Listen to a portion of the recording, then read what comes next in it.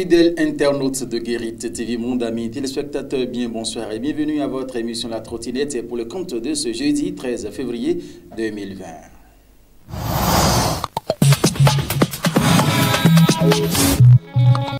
Ainsi s'ouvre le bulletin d'information et pour commencer, nous allons démarrer par le contenu de la manchette du journal Maison, le journal La Guérite qui a titré en manchette ce jeudi matin, lutte contre la traite des enfants. La police protège un trafiquant à Roué-Domain dans la vallée de l'Ouémé, précisément commune de Dangbo. Voici, mesdames et messieurs, le contenu de l'article. Le Parlement ayant adopté des lois contre la traite des enfants, tout trafiquant reconnu doit subir la rigueur de cette loi.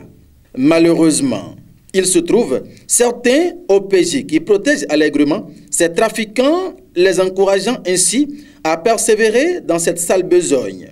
Selon l'auteur de l'article, c'est le cas d'une dame que le commissaire du commissariat d'arrondissement de Roué-Domain dans la commune de Dangbo protège, exposant ainsi ceux qui ont fait la dénonciation. De quoi s'agit-il en réalité?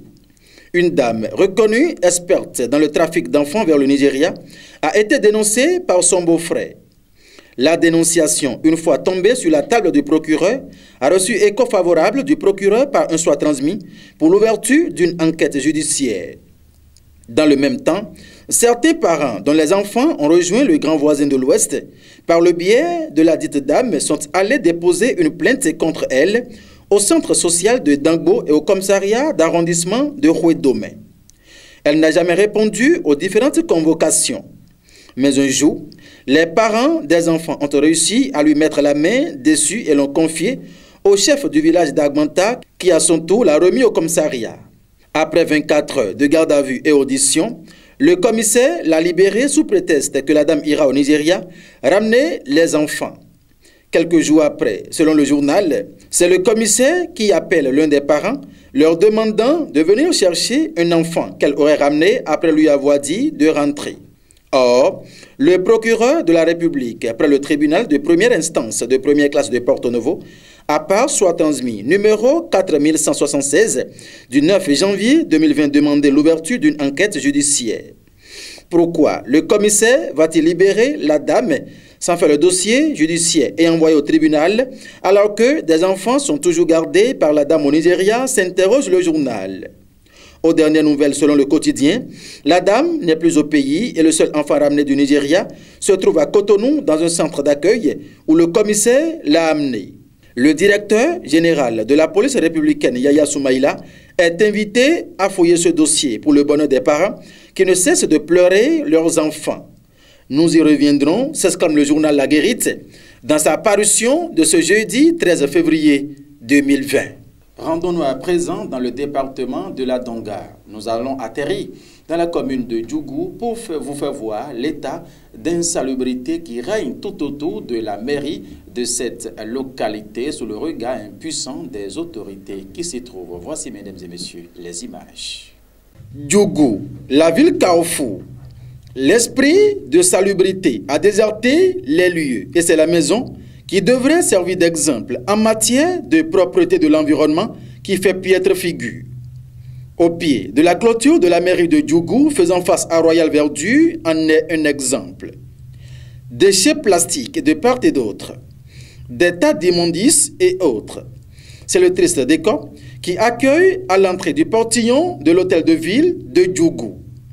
Une triste réalité qui interpelle les occupants de ce haut lieu à Djougou, en l'occurrence le service technique ou tout autre département de la mairie qui s'occupe de la salubrité de la ville. En tout cas, avant d'être éclaireur, il faut d'abord et avant tout être source de lumière. Si l'entourage immédiat de la mairie de Djougou se trouve dans cet état, comment peut-on exhorter les populations à adopter des habitudes d'un bon éco-citoyen?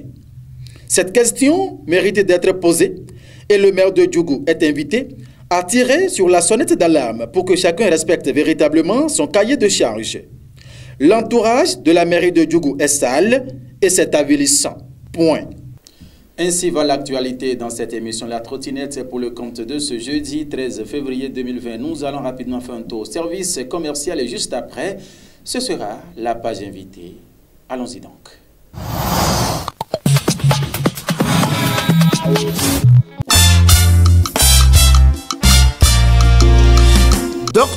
Honoré Faton ouvre un showroom de l'organisation béninoise de la médecine intégrative. Il est situé au quartier Sodiatimain à Cotonou. Contact téléphonique et WhatsApp 00229 97 47 30 87 ou le 00229 66 15 97 13.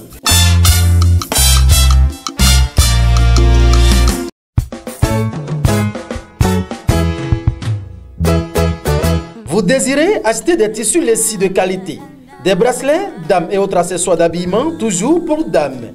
Un seul numéro, 00229 97 56 62 69. Ça y est, Guérit TV Monde en promotion.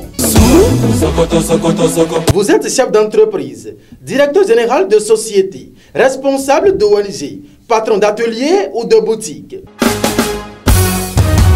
Vous avez désormais la possibilité de faire passer votre spot publicitaire dans l'émission de votre choix sur le leader de Web TV à un prix cadeau. Pour tout renseignement, appelez le 00229 91 19 10 10. Guérit TV Monde, le leader de Web TV. Pour ne rater aucune actualité relayée sur Guérit TV Monde, c'est simple et facile. Abonnez-vous à notre compte YouTube en tapant Guérit TV Monde. Guérit TV Monde, le leader des Web TV.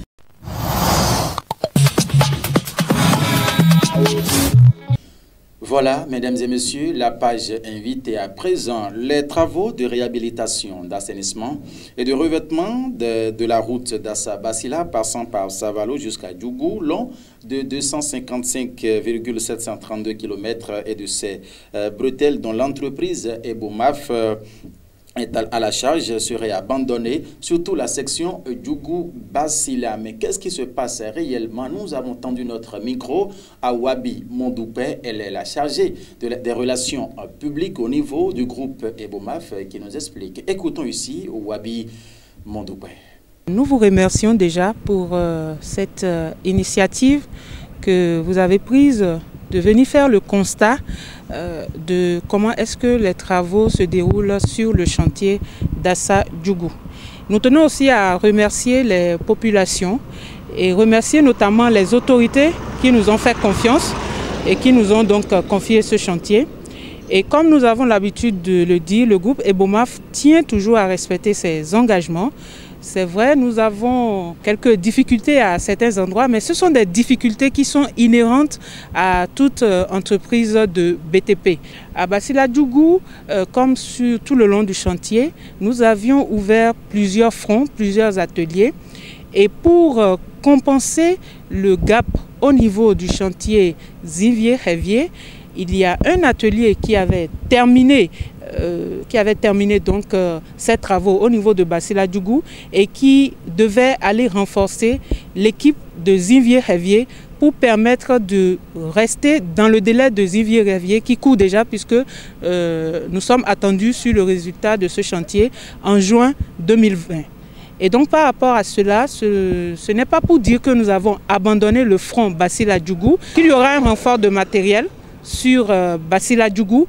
Les populations vont constater ce renfort de matériel et donc les prochains ateliers qui pourront se dérouler sur cette session-là seront donc déployés d'ici là. C'était donc à l'instant Wabi Mondoupé qui se prononce sur l'état des travaux, surtout de la session, les travaux de route, surtout de la session Bassila-Djougou qui serait abandonnée selon certaines langues. Alors, courage, patience aux riverains, puisque dans un instant, mesdames et messieurs, la libre circulation des personnes et des biens sera donc chose effective sur ce tronçon. Nous allons rapidement observer une virgule et ce sera donc la une du journal La Guérite.